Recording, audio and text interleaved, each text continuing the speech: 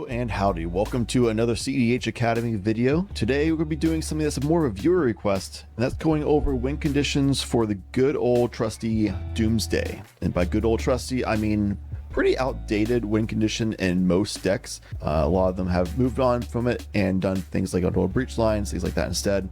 So Doomsday, you can still see this from time to time, but it's a lot less relevant these days than it was before, and that's kind of why I've kind of put it off for a while for these win condition videos, but it was requested. It is still definitely a viable winning condition, and there are people out there that still run this, especially people who play one of my favorite decks, which is Gwynum. And one of those people is me. I play Doomsday in my Gwynum deck. So if you're doing a Gwynum line, which is basically a Bolas Citadel situation, or Kefka's Tower if you have this version of it, then the cards you put on top you can go through pretty easily. Other options would be Glarb. We'll cover the Bolas Citadel / Gwynum options first, and then we'll cover Glarb. And at that point, you probably get the idea. Anyway, first and foremost, Doomsday. It's 3 black pips. So a lot of people use like Dark Ritual or just have 3 black pips some way otherwise. Cabal Rituals and like that. It is a sorcery, and it says search your library and graveyard for 5 cards and exile the rest. Put the chosen cards on top of your library in any order,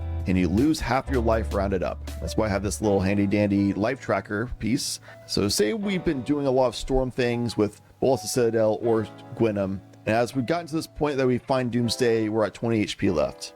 This is the kind of situation where in this type of deck, or this type of activation with Doomsday, it's a really big deal because you have to count how much life you have left after rounding down, which would be in that 10, using easy numbers for reference. And from there, you kind of figure out what are we going to do as a pile from the top. And the solution is really going to be different from game to game. You're going to have your general rule of thumb options, your usual go-tos, but you have to always be mindful of a bunch of different things, such as do people possibly have counter spells? Do they have like risk studies that might draw into counter spells? Are they silenced or not? Do they have mana up? Do they have anything on board that might be able to disrupt me? Like something that is like a Codex Shredder or something that can mill off the top, or a Brains Freeze or something. Do they have like an Endurance? So in response to Doomsday, maybe they do something that when I start casting things, it goes to my graveyard and then it goes back on top and can screw up my life totals. Things like that. There's a lot of things to keep in mind when going for Doomsday, which is a big part of why Doomsday is not very prevalent these days. You also really need something that lets you cast off the top of your library for Doomsday to immediately be a win condition, other than just setting it for the future and then hoping that it gets you there. It's also very risky because you are definitely exiling all of your library and graveyard save for 5 exact cards. So it's a little bit of a risk it for the biscuit type of win condition. So yeah, it's definitely very strong. It's just risky. So if you want to do the Doomsday piles, be mindful of that and be aware of the ability to adapt being necessary for your current game state. Before I go into exact numbers just like that, I'll go and cover a bunch of different things in a Gwynum or Bolas Citadel type Doomsday pile that you'd be looking for. The 2 biggest things would be protection and mono black. That basically means we have a defense grid or maybe a wandering archaic. In my Gwynum deck, I run both of these. So defense grid can come out to help protect. Each spell costs 3 or more to cast, except during its controller's turn, and you'd be doing this on your turn. So if this comes down, it resolves, then people basically will have no way of actually stopping you at this point unless they have a ton of mana. There's also Wandering Archaic, which says whenever an opponent casts an instant or sorcery spell, you may pay 2 generic mana, or they may pay 2 generic mana, I should say. Very important. And if they don't, you may copy that spell. You may choose new targets for the copy. So this coming down is kind of like an anti-free spell thing. So if they draw into a Force Will or something, and they're trying to rely on free interaction to use, then they'll have to use it to counter their Wandering Archaic instead. Or if they draw into Force Will later when you're doing your win lines or whatever, if you're casting a lot of spells, then this will help you protect. If they have no mana up, you'll always be able to use your copied Force Will to counter their original Force Will. You also can layer something like Fetus Swarm if you need to destroy a risk study off the top as a way of trying to make sure they don't draw into response for you as well. Okay, so these are just mono black protection options and mostly non-blue, non-white protection options if you're going into that situation. Ways you can win would be obviously Sensei's Divining Top plus Aether Flux Reservoir. Looking at ways to win, Sensei's Divining Top and Aether Flux Reservoir doesn't actually really work because you have to keep drawing a card and putting Sensei's on top to cast again as part of this normal line, but you only have 5 cards in your library. Therefore, this actually does not work at all in this circumstance. Maybe if you've already stormed enough and you know you'll be able to get to that situation where you can ping the 50 damage to each of your 3 opponents, sure, you can probably do that in that situation. But instead of Sensei's Divining Top, you'd rather go with like a Black Sun Zenith. Black Sun Zenith is just X and 2 black. You basically just don't put anything in X. You pay the 2 life as part of the Bolus of Citadel or Gwynum activation to then put 0, -1/-1 counters on each creature, but it's still casting a spell. And then once you do this, you shuffle it back in your library. So this is the line where you can keep shuffling it back in your library. You don't have to worry about drawing until you're decking yourself out. This also keeps triggering Aetherflux Reservoir. Going alongside Aetherflux Reservoir would be Professor Onyx. Professor Onyx also says that every time you cast a instant sorcery spell or copy one, then each opponent loses 2 life and you gain 2 life. So if you don't have Aetherflux Reservoir, Professor Onyx instead, then Black Sun Zenith will actually just do net neutral.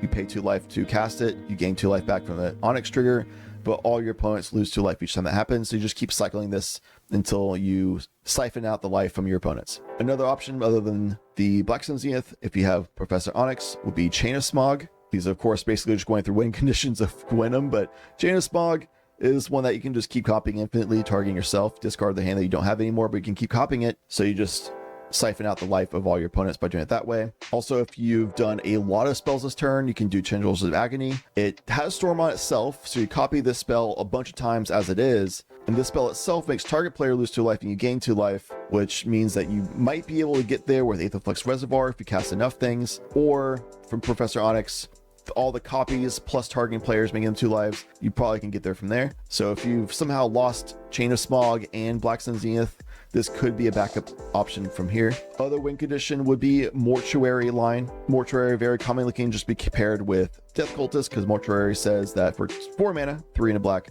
this enchantment allows you to have any creature, when it's being put in your graveyard from play, you can then put it on top of your library instead. Death Cultist comes down for just 1 black pip, says you can sacrifice this creature to make target player lose 1 life and you gain 1 life. So you do the activation for paying 1 life from Gwynum or Bolus of Citadel, comes in, pay the life, enters, sacrifice it, it goes to the top of your library. Now target player loses 1 life, you gain that 1 life back, you go net neutral, cast it again, you see the point from here. Another option would be if you have something like Viscera Seer out that can sacrifice any creature, and then you have like a Grey Merchant of Asville, aka Gary. This also could come in, siphon everybody else's of life, sacrifice the Viscera Seer with Mortuary, put it back on top, cast it again, so you just loop from here. So with all these win conditions in mind for Gwynum and Bolus of Citadel specifically in mono black, obviously these can fluctuate if you have other colors to work with, things like that. What I normally would do to layer is probably going to be Defense Grid, since it's cheaper than my other protection option, which is Wandering Archaic. I'd typically go with the cheaper option instead. Either before or after, I'll use Feed the Swarm to try to destroy a Ristic Study that might be out there. And I'll either have a 3-piece win condition from there, or a 2-piece win condition.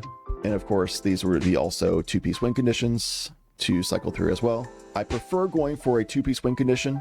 The reason for that is if I can try jamming a defense grid and the defense grid gets countered and I might be low on life, then I would just do something like Tendrils of Agony or Grey Merchant of Asville as the second card to then gain a bunch of life back. And then I try jamming a Wandering Archaic. It being a creature means it's more likely to resolve anyway at that point. After all this life I gain back, I should be able to have enough to cast Wandering Archaic. And then from there, I'll go for a 2-piece win condition, basically a dealer's choice type situation from there. One of these was already exiled, then I'll just go with the other one. Obviously at this point, the entire library would be exiled, so feels bad, there it goes. But in a deck like Gwynum, as well as most decks that you try resolving Bolus of Citadel, now is the time we try to win this turn. You generally don't really want to wait to go around another turn cycle. You want to try jam right now. So say we were at 20 life, we do Doomsday. Now we go down to 10 life, 20 life after casting Doomsday, of course. We go down to 10 life. Okay, so 10 life, defense grid, you have to count out the numbers. This would bring us down to 8 life. From there, it'd be another 4 life for Tendrils of Agony, which should bring us up to a bunch of life to be able to easily be able to cast the other spells that we need to cast to win the game. Even if defense grid is counter at that point, we should have enough life.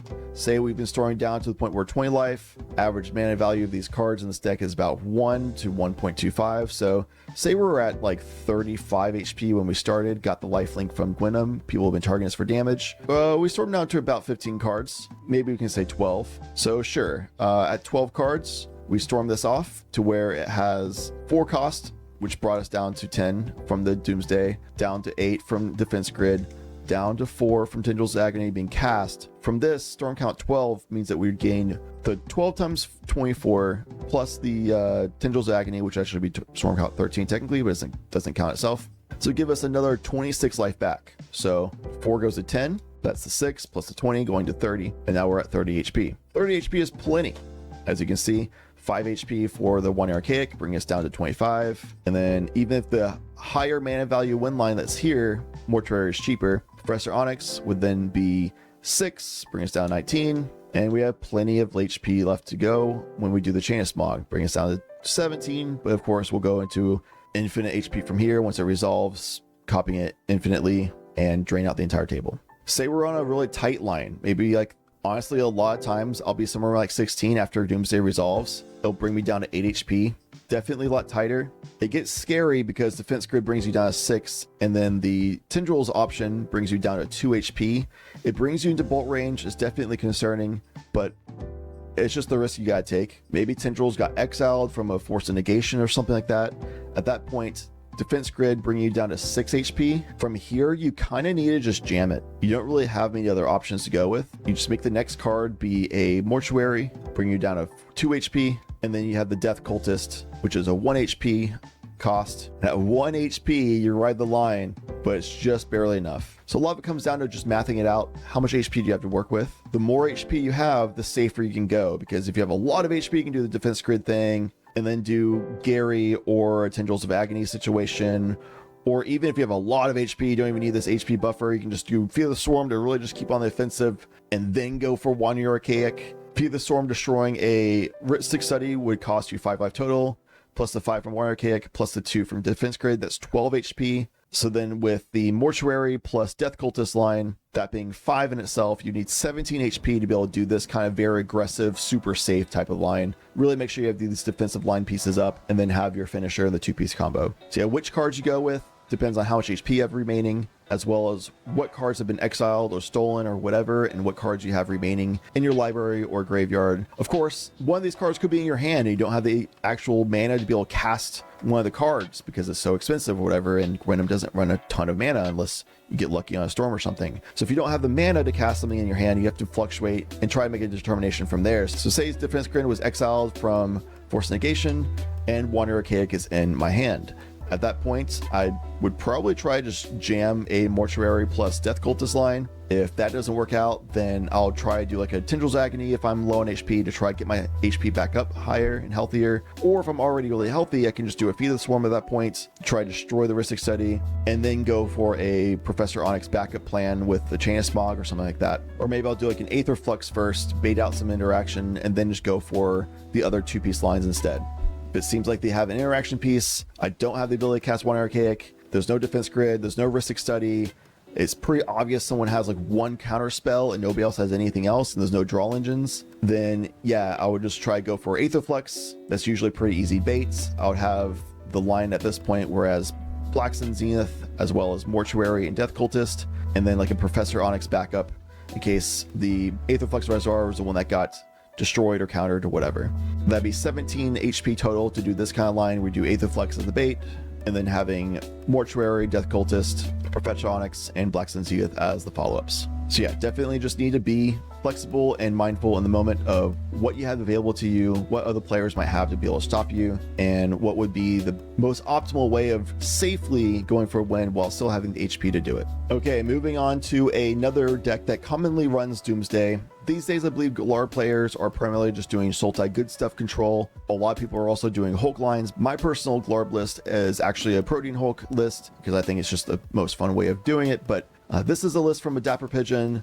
It's a homie of mine, really cool person. They play like Cabbage Merchant deck as the commander, do really well with it. They play a few other things, and they have the most popular actual Doomsday Glarb list, which is pretty cool. So shouts to Dapper Pigeon for me forcefully volunteering them to let me borrow their list. But yeah, shouts to them. Anyway, in this list, for Doomsday being in the list itself, you set up a pile to where, of course, Glarb allows you to look at the top card of your library at any time, and you may play lands and cast spells with mana value 4 or greater from the top of your library.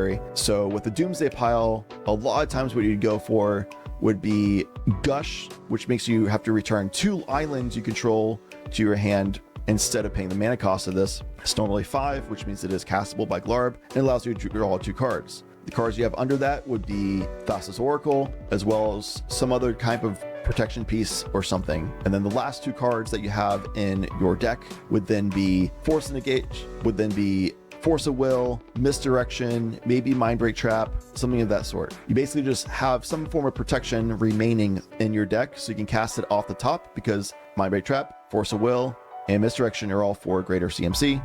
Therefore, you can just cast them even though you can cast them for free. You just need blue cards in your hand. So maybe with your Thassa's Oracle, you would then put like Mockingbird or a Flusterstorm or Retraction Helix or something like that in your hand. Whatever blue cards are in your list that you don't care about anymore, like Imposter Mech at this point in the game. So Gush making you draw Thassa's Oracle plus whatever other card was under it, leaving 2 cards in your deck, leads you to a situation where even if you have no other blue permanents for loyalty or devotion to blue, then Thassa's Oracle still lets you win the game. And if you need it, you have backup to cover it. Other options would be like Beseech the Mirror, which is a 4 CMC thing. So you can do Beseech the Mirror to then sacrifice something to look for Thassa's Oracle. And then you have like some other 3 things that are like protection pieces if you have like 1 other blue devotion, which would be like Glarb, for instance. So Glarb itself being a blue plus Thassa's Oracle, that means 3 cards in your library allows you to win the game. So Beseech the Mirror being on the top, if Gush was somehow exiled or something, maybe it's in your hand so you can't really cast it for some reason, I don't know, maybe you don't have 2 islands to work with, in which case Beseech the Mirror would be a 4 CMC thing. If you have the mana for it, of course, cast Beseech the Mirror. From there you sacrifice something, or if you have the extra mana, you can then get Thassa's Oracle from the remaining 4 cards in your library, cast Thassa's Oracle for free from Beseech the Mirror, being bargaining cost reduction for whatever you find, and then that plus the Glarb, doesn't matter what else you have, that will win you the game. Cards in your library remaining are backup pieces. Just have Misdirection, then Force of Will, and then Mindbreak Trap would be on the bottom, because if they've already been interacting this many times, that makes it more likely that Mindbreak Trap being the last card can actually be castable for free. Of course, you can do like a Hullbreaker Horror loop from here, just cast Hullbreaker Horror off the top of your library, go crazy with making infinite mana, and filter that into something that wins you the game. That also could work pretty well. Okay, so for a little bit of a visual aid here, you can do a layering where Doomsday has this pattern where you have Gush on the very top to draw. Doomsday is resolved, everything else is exiled. You have at least 2 islands in the play. Glarb's out. So then Gush you can cast for free by returning these 2 islands to your hand. We'll just kind of put them over here, I guess. That works. So these are in your hand now. Gush was cast for free, which goes into like Sable Graveyard to be over here. Now you draw Thassa's Oracle and maybe Pact of Negation. That's pretty cool. So Thassa's Oracle and Pact of Negation now in your hand. Use 2 blue mana from whatever source you had to cast Thassa's Oracle. On ETB or on the stack, if people try interacting with it, then you can cast Misdirection off the top. If you don't have any other blue cards, then you can use Pact Negation as the pitched blue. It goes into exile. We'll just put that over here. Misdirection can help counter or help deflect away from Thassa's Oracle. And then if they still have an answer to that, then you can use Force of Will. If you have some other blue card, we'll just grab this Amphibian Downpour as an example. Say this is in your hand, and then use that as the other blue card backup. So as you can tell, Doomsday is definitely not safe until you have a lot of cards drawn, if a way of like really reliably having blue cards in your hand to really use as backup. But the way that this was set up is that's only if you feel like you need backup. If you have the mana to be able to cast Doomsday with like maybe like a Dark Ritual, we'll kind of showcase that here. So maybe you have like a Mox Amber, Underground Sea, and Tropical Island. Use the Underground Sea to Dark Ritual to cast Doomsday. Make your pile be something like Misdirection, Force of Will, Pact Negation, Thassa's Oracle, and then Gush. Doomsday is gone. And then at that point you have Gush you can cast for free by bouncing these islands, but make sure you tap this for blue first before bouncing to your hand. You draw these 2 cards, and then tap for another blue. You have 2 blue now, cast the Thassa's Oracle, and then if people try to respond to you, you can use Force Will backup, pitching whatever blue card you have. You can have Misdirection backup, pitching whatever other blue card you have. Also, if you have more mana, more interaction in your hand, that's great too. It's hard to give a great way of explaining Doomsday win lines for a general sense because they typically, as you can tell, are pretty specific to whichever deck you're playing. The Glarb Doomsday piles are very different than the Gwynum or Bolas Citadel Doomsday piles, for example. They are vastly different piles. It really depends on what your own deck is. So my advice to you, since I can't give you a general way of playing this like I would for like Thassa's Oracle win lines or Underworld Breach win lines, for your deck, if you're not running Gwynum or Bolas Citadel line, you're not playing Glarb, your Doomsday deck, just think, what would be the optimal things for layering on my Doomsday piles? Figure this out before you go into games. You don't want to figure out in the moment. Don't want to waste yourself and other people's times. But what would be the optimal lines to win with? What kind of protection pieces do I have that I want to establish either before or after my win conditions are obtained from the top of my library? If these optimal options are removed, what would be my backup lines? These are things you can go into like Eldrazi.dev or Moxville playtesting, or even with your own physical cards to try to figure out, spend like 30 minutes or an hour or whatever amount of time you need. Really just figure out, maybe you can write notes of what would be my optimal lines, what are my backup plans. If somebody has a risk study, what do I do then? If someone has a lot of interaction, what do I do then?